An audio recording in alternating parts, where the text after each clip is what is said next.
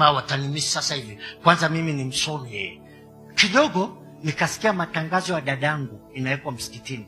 Dadangu amesoma London School of Economics, amekuja amesema atakaye muua Adam Haji akuje anioe bila ya mahari. Atakaye muua. Asubuhi yake takbir Allahu Akbar. Kwa pori mimi najificha.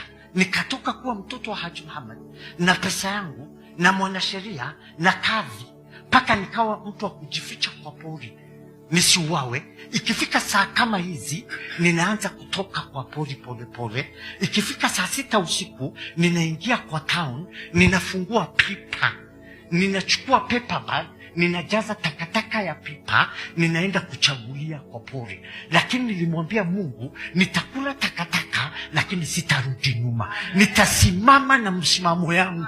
Ukiniokoa kwa hii takataka sawa, usiponiokoa nitakula hii takataka mpaka niende mbinguni. Mwezi wa kwanza sijaoga. Mama, hakuna maji ya kuoga. Hakuna sabuni.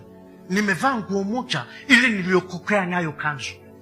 Mwezi wa kwanza nimekonda kutoka kilo 96 mpaka kilo ninaenda sijui 40, kwa sababu nikitoka ni walinipima kwanza, walikuwa madaktari wa Food for the Hungry. Kama mnakumbuka kulikuwa na NGO inaitwa FFH, hao ndio waliniokoa. Walinipima nilikuwa 32 kg. Lakini niliweka msimamo nikiwa pole. Hata kama nitakula kwa takataka, hata kama chochote itafanyika, mimi nimeamua nitamfuata Yesu. Kama atanibariki sawa, asiponibariki sawa.